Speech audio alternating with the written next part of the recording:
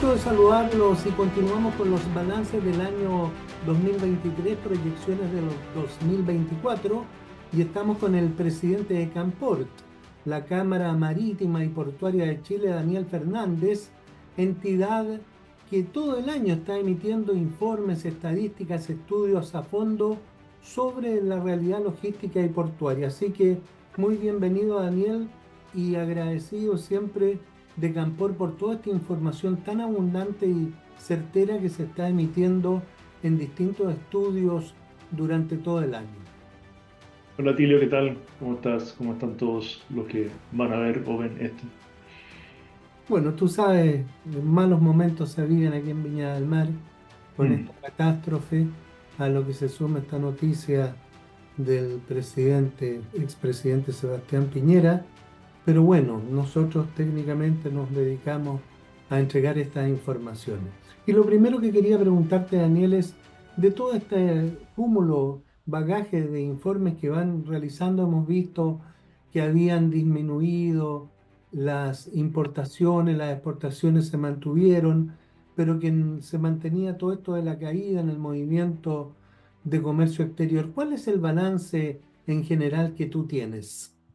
Bueno, efectivamente se ha registrado una caída del año 2023 respecto al 2022 en las toneladas transferidas, cayeron un 5,4%, sumando todo a nivel nacional, y en valor en dólares cayeron 12,5%. Eh, la importación decreció 12,5% y su valor en dólares cayó 23%. O sea, lo que muestra esto, ¿no es cierto?, es que es un freno a la actividad económica, básicamente. O sea, es el menor consumo de los chilenos. Y en términos de exportaciones, aumentaron 1,4%. Las exportaciones prácticamente se mantuvieron flat, lo que revela también fenómeno de estancamiento económico a nivel global y en términos de precio bajaron en 3,5, ¿no es cierto?, en términos de dólares. Entonces, si miramos desde el punto de vista de la carga y su valor, no fue un buen año, para nada. Porque, como sabes tú, los puertos no se construyen por sí mismos ni están para autoatenderse, sino que son el telón de fondo de un movimiento de comercio internacional que lo que refleja es indicadores de actividad económica. Un verdadero termómetro de la actividad. Claro. Y es un telón de fondo donde se hacen grandes negocios. O sea, la gente cree que el negocio portuario es un gran negocio. No, no es tan gran negocio. Sí, tal vez un poco más el negocio marítimo y lo que se mueve con las exportaciones e importaciones. Esos son los negocios que se desenvuelven. Los puertos, el rol que cumplen es una interfaz, ¿no es cierto?, para que los negocios se puedan desenvolver y sobre todo para que las personas puedan tener los insumos básicos de consumo, también los materiales de construcción y para que se puedan exportar nuestros bienes producidos en Chile, ¿no es cierto? Salmón, vino, minerales, fruta, etc. Este año, bueno, estuvo marcado nuevamente por toda esta preocupación en las noticias por el avance que está teniendo Perú, no solamente con Chancay que se entrega a fin de año, sino este nuevo puerto de Corío. ¿Cómo perciben ustedes ahí en la Cámara Marítima Portuaria esta realidad de Perú y los proyectos nuestros como el puerto exterior que parecieran estar un poco estancados? A ver, las cargas que salen de Chile van a seguir saliendo de Chile. Es decir, a veces dicen, no, es que ese puerto va a competir. No, no, si un frutero de la zona central no va a enviar su carga a Callao, no tiene ningún sentido eso. Eh, hay dos factores que hay que mirar. El primero es que están aumentando las naves portacontenedores en términos de lora, ¿no es cierto?, de calado, y por lo tanto estos puertos sí que está construyendo Perú están preparados para recibir barcos de mayor tonelaje.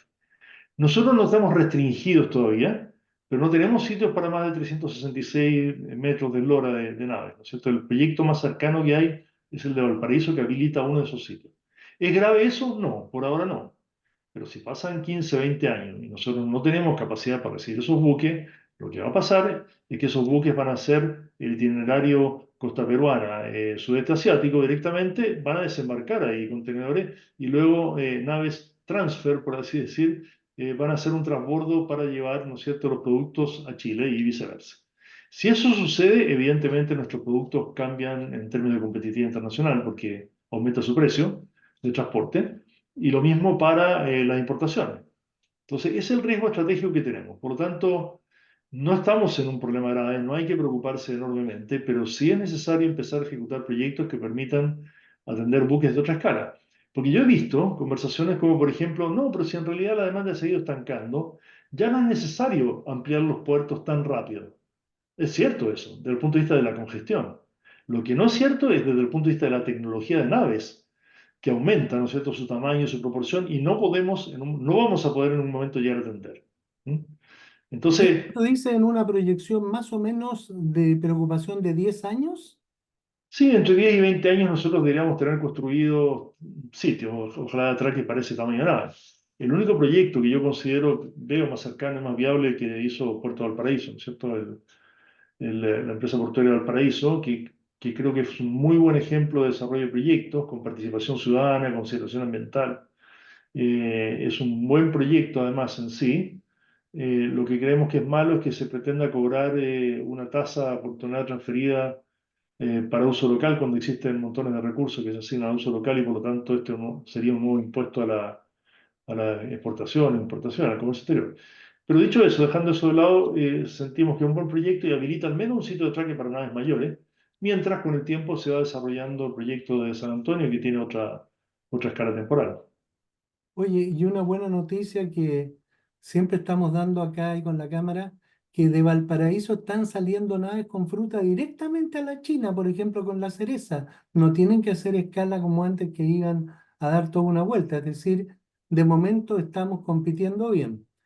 Ahora, ya que menciona este tema de los impuestos, quería ponerte en el tapete este tema de la tasa única portuaria, porque se ha hablado mucho de esto y hay muchas dudas. Recientemente entrevistamos a un señor, a un investigador que se metió buceando, dijo él, en los informes de las empresas portuarias y queremos saber esta tasa, a qué valor asciende, a qué corresponde, cuál es su objetivo, cuál es la percepción que en la Cámara ustedes tienen de este tema. Bueno, en la ley de puertos que separó la empresa portuaria en varias empresas estatales, la empresa en Porchi, ¿no es cierto?, en varias empresas portuarias estatales, se estableció la tarifa de uso portuario, que es una tarifa que se le cobra a las naves por los servicios que ellas reciben de parte del puerto, en particular de los bienes comunes del puerto. Eh, Cuando un concesionario concesiona un frente de atraque, construye y luego cobra una tarifa que está establecida en la concesión, le está cobrando a la nave el servicio de carga y descarga. Y bueno, y los suministros también básicos, ¿no es cierto?, de agua, etcétera. ¿Ya? Pero existen un montón de bienes comunes que los concesionarios portuarios no están gestionando. Por ejemplo, la rada, el área abrigada y, por ejemplo, su profundidad. Entonces hay que dragar. No es de ningún concesionario, es un bien común. O incorporación de tecnología de aproximación, es un bien común. O áreas de protección, etcétera. Esos bienes comunes, la idea en la ley originaria que me tocó a mí participar en la tramitación, la elaboramos cuando yo era jefe asesor del ministro Germán Correa en su época, establecía esta tarifa para financiar esos servicios. Ahora, nunca se estableció después un reglamento que especificara muy bien cómo se calcula esa tarifa.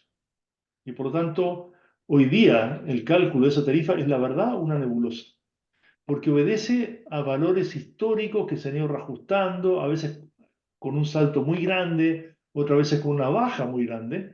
Y por lo tanto nosotros hemos hecho dos cosas. Primero, ojalá haya transparencia en el cálculo de la tarifa de uso portuario. No estamos diciendo ni que es Y muy perdón, baja, ¿se cobra igual ni que es en todos los 10 puertos o tiene tarifas distintas? no, tarifas distintas. Cada puerto fija su tarifa de uso portuario.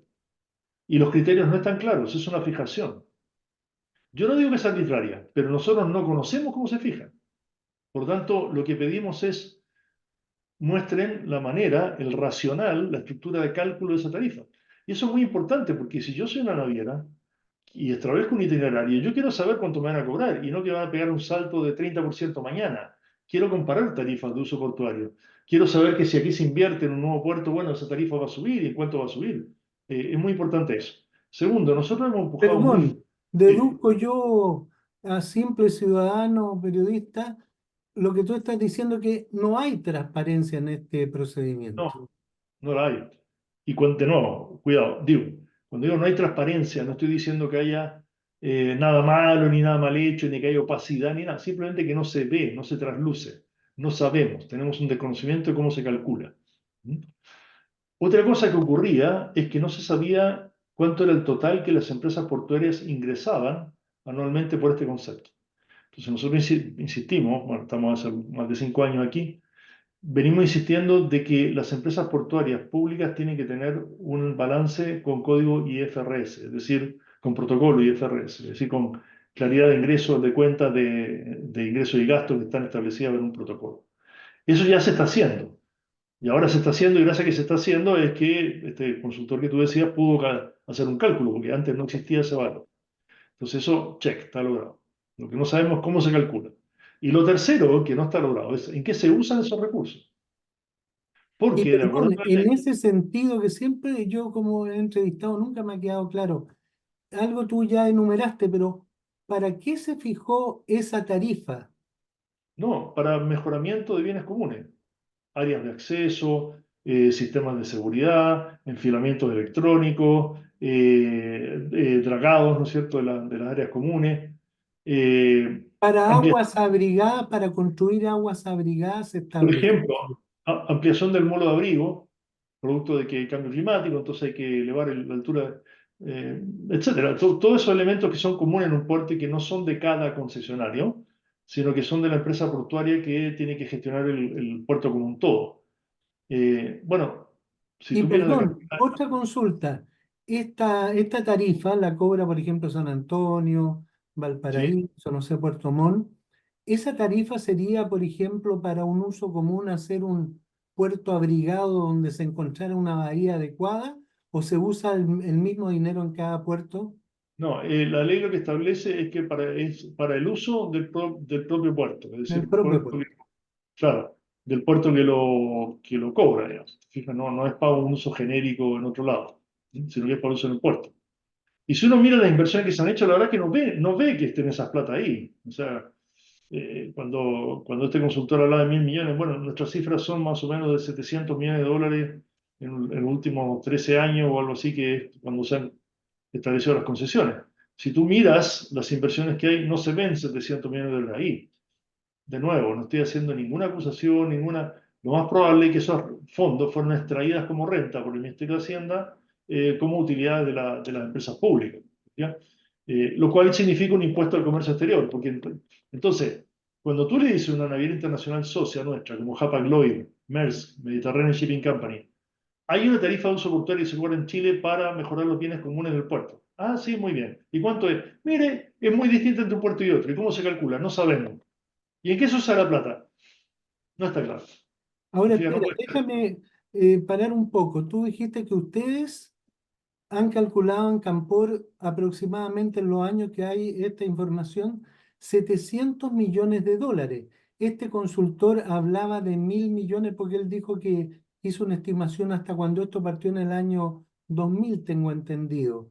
Las cifras son similares. Son órdenes de magnitud similares, pero habría que ver cuál es la base de cálculo, ¿no es cierto? Porque se cobra distinto a cada nave, depende del tiempo de estadía. Entonces, por eso es que es un poco difícil, porque además los datos no están. Entonces, son estimaciones que tienen supuestos, y los supuestos, si no son iguales, los resultados son diferentes. Pero estamos hablando de órdenes de magnitud de cientos de millones de dólares. O sea, es mucha, mucha plata. Y una consulta, ¿esta tarifa de uso portuario se cobra en otros países también vecinos, por Sí, ejemplo? sí. Sí, cuando nosotros hicimos la ley, hicimos un benchmarking y es algo que se cobra. Y tiene sentido, te fijas, tiene sentido porque las naves grandes necesitan más atención de servicio, las más profundas, las que tienen mayor calado necesitan más profundidad de la draga, de la rada. Por tanto, tiene sentido, pero de nuevo, siempre que hay una racionalidad, te fijas, y capaz que la hay, pero no la sabemos. Y hace años que venimos diciendo, oye, por favor, transparente. Debería haber un reglamento de la ley que dijera, la tarifa se calcula así, ta, ta, ta, ta. Y eso no está. ¿Ustedes qué esperan de esto? ¿Qué petición han hecho? Bueno, tú algo estás diciendo ya que esperan que haya una transparencia, que se fije un reglamento, pero ¿Cómo darle fin a esta polémica? De nuevo, mira, hoy día, gracias a que está el protocolo IFRS, se puede saber cuánto ingresa por tarifa de uso portuario. Perfecto. A continuación, quisiéramos saber cuál es la memoria de cálculo de cada tarifa de uso portuario en cada puerto. Eso no existe. Tercero, una claridad en qué se usan los recursos. Si tú dices que los 1.000 millones o 700 millones anteriores se usaron, por ejemplo, en pagar seguro, porque los seguros son bien caros en los puertos y ese sí que es un costo, ¿no es cierto?, que es un bien común, digamos, asegurar el puerto. Entonces está bien. A lo mejor se gastó todo en seguro, no tengo idea. Pero y para atrás, no sé. Pero de aquí en adelante, que haya una contabilidad que diga, mira, esto se está gastando. Esto está ingresando por este criterio de cálculo y esto se está gastando. Es lo básico que uno puede pedir además a empresas que son públicas. Ahora, esta tarifa, en cuanto a su porcentaje monto, ¿es gravitante para el negocio portuario logístico? ¿Cómo lo afecta? Bueno, sí, a ver, en Chile el costo de transporte, el costo logístico es un 20% del valor de los productos en promedio. No es lo mismo un mineral de cobre que una fruta, pero en promedio. ¿Mm? Eso es el doble del promedio de la OECD, que están en el 11% más o menos los costos logísticos. Por lo tanto, la componente costo de transporte es importante en el valor del producto final, ya sea producto de exportación como valor final en el mercado de destino, como el precio que pagamos los consumidores por los refrigeradores o lo que sea aquí en un producto de importación. La componente de costo de transporte es alta en Chile. Oye, si Si tú tú estás dices, ¿cuánto de mencionando a esa los componente? países del cua- OECD, nosotros somos como los hermanos menores, pues deberíamos pagar menos. no, espérate, es que ¿Ya? nosotros quiénes somos, es una palabra muy ancha. Ya. Eh, nosotros como Chile no pagamos nada. Nosotros como Chile le estamos cobrando a las navieras internacionales que paguen una tarifa de uso portuario. ¿No es cierto? Pero esa tarifa, al final, si no se redunda en mejoras al puerto, termina castigando a los productores, exportadores y a los importadores por problemas de eficiencia. Entonces, lo que yo te quería decir es que yo no sé cuánto es la tarifa de uso portuario específica para una frambuesa que viaja de Chile, porque depende del tamaño del barco, del itinerario, etcétera. Lo que sí te puedo decir es que el componente de costo de transporte es alto y que cuando hay navieras que tienen, no sé, 70 recaladas, ¿no es cierto?, en puertos chilenos por mes, bueno, es mucha plata, ¿no? Por algo saben en los headquarters de los países de origen de esta naviera que esto ocurre en Chile. Lo saben porque miran la planilla de costos y dicen, pero ¿por qué se gasta toda esta plata en esto? Es relevante. Me hizo recordar un poco, Daniel, a esta tarifa de faro y balizas, ¿te acuerdas? Bueno, no es que me acuerde, lo tenemos todos los días, digamos. La tarifa de Faro y Belisa se sigue cobrando. Ahora esa es distinta. Esa es una tarifa que carga, ¿no es cierto?, la autoridad marítima, la Directa Mar, para los servicios que presta de señalización, básicamente, ¿no es cierto?, de Faro y Baliza. ¿Mm? Ahí también hemos tenido conversaciones con la Armada, consideramos que es un valor alto. La Armada ha entendido que se debería bajar un poco ese valor, está conversando con el Ministerio de Hacienda, pero claro, pero es de una escala completamente inferior comparado con lo que estábamos mencionando antes de tarifa de uso portuario. Uy, uy, uy. Y, y danos un poco también tu percepción de cómo viene la mano, cómo viene el 2024, cuáles son los parámetros que hay que considerar. A ver, mira, nosotros vemos que eh, hay varios ángulos para mirar. Uno son los costos portuarios, los costos, perdón, de la componente de costo logístico. El costo de transporte marítimo por contenedores ha tenido variaciones muy importantes en los últimos años. Subió mucho, mucho para la pandemia, 10 veces, 15 veces. Bajó y se estabilizó hacia mediados del año pasado y ahora está teniendo un repunte de nuevo por los problemas del Canal de Panamá, ¿no es cierto? Y los problemas del Mar Rojo y la zona, ¿no es cierto?, donde hay un conflicto militar. Por lo tanto, lo que estamos viendo es que las tarifas de fletes están dependiendo de factores exógenos al sector y que son imprevisibles. ¿Mm? Entonces, cuando uno se pregunta, ¿va a terminar la guerra de Rusia con Ucrania luego? No sé. ¿Se va a resolver el conflicto palestino-israelí? No, no. ¿Pero en corto plazo va a bajar? No sé. Tú me dices, ¿va a haber otra pandemia? No, no sé. Entonces, hay una Mm. incertidumbre en el sector producto, ¿no es cierto?, de toda esta situación internacional. Y esa creo que va a seguir. Oye, esto Eh, que tú mencionas Canal de Panamá tengo entendido que han tenido problemas con los recursos hídricos y que se ha limitado el paso de las naves y algunos han hablado de las posibilidades de nuestro canal de Magallanes, nuestro estrecho de Magallanes. ¿Es eso tan así o no? O sea, lo que pasa es que, ¿cuál es el fenómeno? El canal de Panamá usa aguas en esclusas, agua en esclusas. Y el producto de la sequía tienen poca agua en los recursos hídricos que ellos tienen para movilizar esas esclusas. Y por lo tanto, los niveles en las esclusas son mucho más bajos, lo que permite calados inferiores. Calados inferiores son naves más chicas, por decirlo así.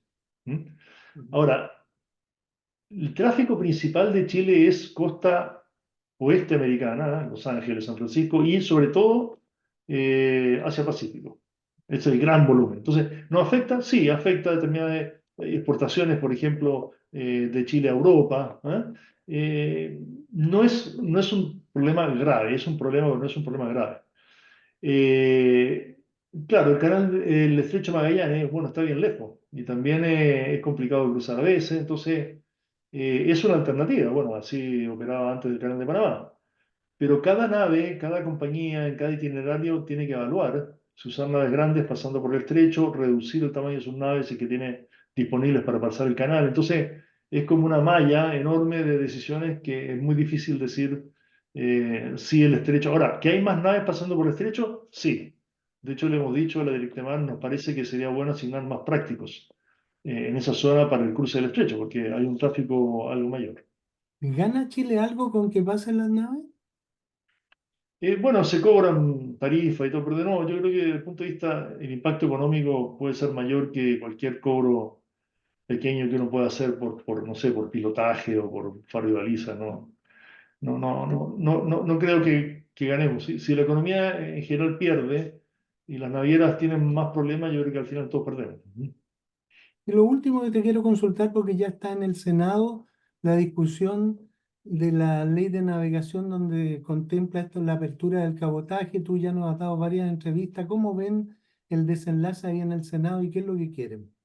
Bueno, nosotros habríamos querido una ley de cabotaje que se llama, ¿no es cierto?, completamente amplia, que permitiera todo tipo de movimientos sin ningún tipo de restricción. Ahora entendemos de que las cosas tienen una viabilidad política, ¿no es cierto?, y que por lo tanto en la Cámara se modificaron artículos de la actual ley que permiten lo que a nosotros más nos importa, que es que los contenedores de comercio exterior, que con destino a Chile, llenos o vacíos, se puedan mover dentro de Chile por las mismas navieras que los traen. ¿Mm? Cuando ocurren fenómenos como que un contenedor con destino a Valparaíso debe ser dejado en Antofagasta por problemas de marejadas o lo que sea, la misma nave de itinerario de esa compañía la puede recoger y dejarla. Porque si no, lo que hacen es que la dejan en Callao. ¿Mm? Y eso perjudica a Chile. Y eso está salvado en la actual redacción del proyecto de ley. Así que nosotros en el Senado, cuando seamos invitados, como hemos sido a la Cámara de Diputados, ese va a ser nuestro planteamiento.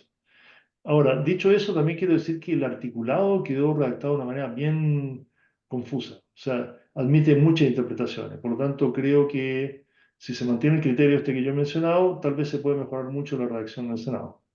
Mm, Dime, Un dime. tema que no hemos mencionado, que creo que es relevante, es el de seguridad.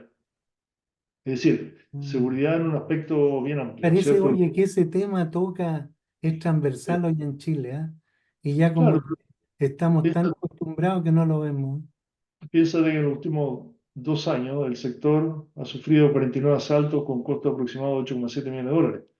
Asaltos, robos en contenedor, en depósito, etcétera. Y además, no con muertos, pero con amenazas para la seguridad de las personas tremendas. Hoy día tenemos 2 turnos de camiones y no los 3, porque el turno de la noche no se hace por problemas de seguridad. Y yo entiendo a los transportistas, no estoy cuestionando ni criticando, lo entiendo. Pero eso es una ineficiencia tremenda para el sistema. Todos estamos pagando ese costo. Y además se está instalando, ¿no es cierto?, el crimen organizado de una manera más estable. O sea, ahí hemos planteado de que es súper necesario más control, más fiscalización, ¿no es cierto?, de las policías. ¿Cómo puede haber un funcionario de policía marítima por cada 2,7 kilómetros de costa en promedio? Es ridículo para la costa que nosotros tenemos. Y no estoy criticando a la Armada, esto lo hemos compartido ¿no es cierto?, el almirante, el comandante y jefe de la Armada y también con la gente Bueno, con él nos dijo que faltaba como la mitad de policías marítimos, o sea, hay una Claro, escasez absoluta.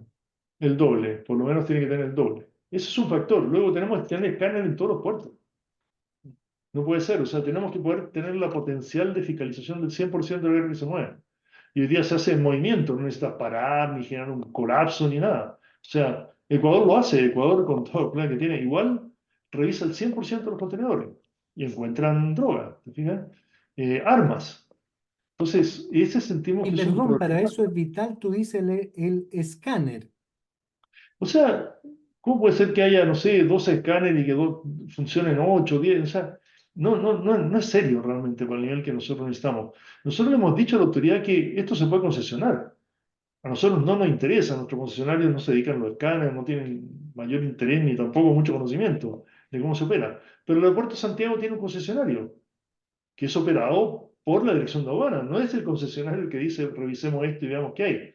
Pero si el concesionario pone el escáner, hace la manutención, la operación, hace la capacitación y cobra un valor por tonelada.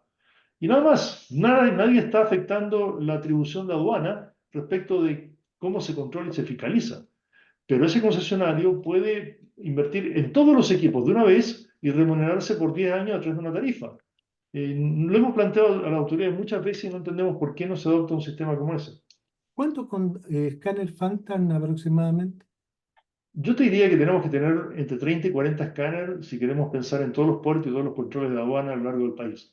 Y pensando también en que a veces fallan los escáneres y deben ser reemplazados por otros, ¿ya? Pero cuando, mira, no hay nada más flexible que el management de la mafia.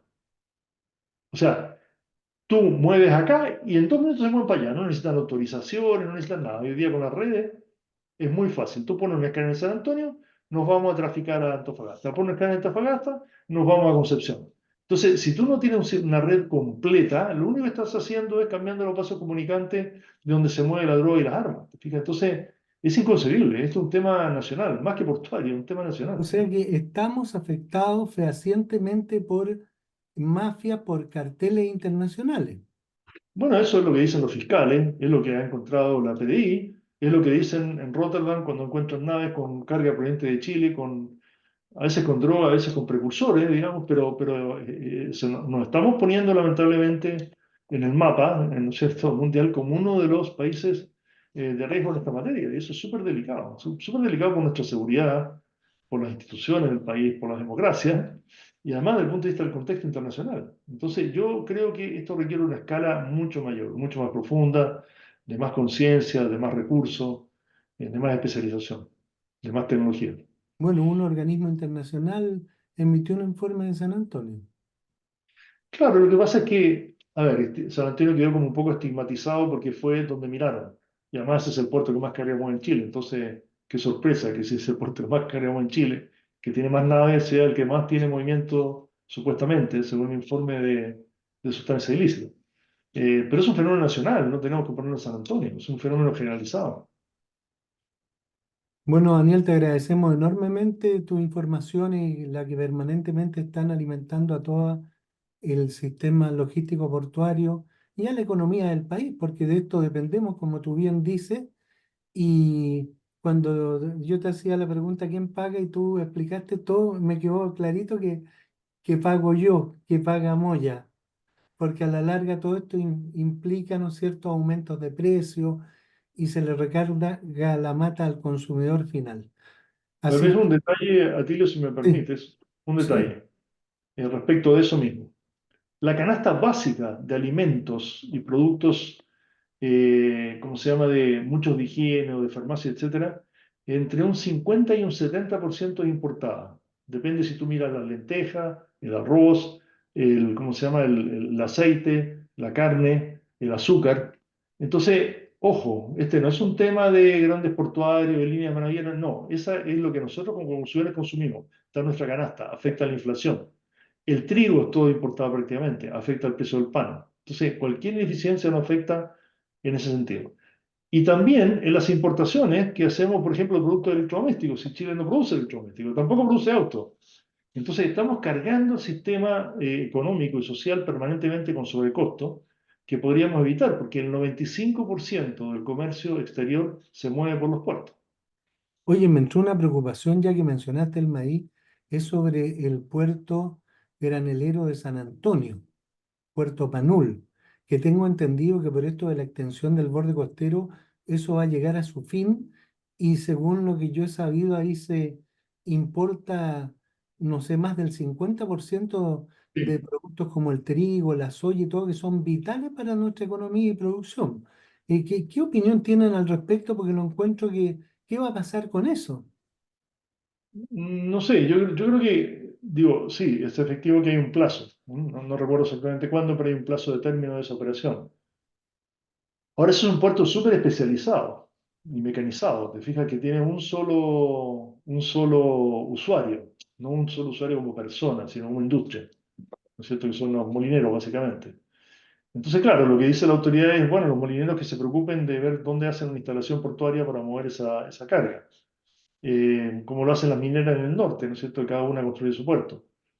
A mí me parece que es un enfoque de poca planificación, pero creo que los que más tienen que moverse efectivamente son los molineros, ¿m? En esto. Y nosotros obviamente estamos dispuestos a apoyar en lo que podamos, pero no podemos ir contra una decisión de la autoridad de un cierre por producto además de la expansión del puerto, si eso es lo que están planteando. Y nosotros en el medio, pues Moya, porque tenemos los beneficios de comprar pollo barato, pavo, porque llegan estos granos de Argentina, hay una eficiencia, porque ahí no tienen ni siquiera bodega. Toman la carga y la echan en los camiones y parten al tiro. Realmente un tema para analizar. Daniel, te agradezco nuevamente esta entrevista para todos nuestros auditores. Bueno, muchas gracias a ti, Atilio, como siempre. Es un agrado conversar contigo, más por el conocimiento que tienes del sector. Sale todo fluido y es un trabajo conjunto, colectivo entre tú y yo, periodista e ingeniero, para poder transmitirle a las personas lo que está pasando en este sector. Así que muchas gracias a ti. Muchas gracias.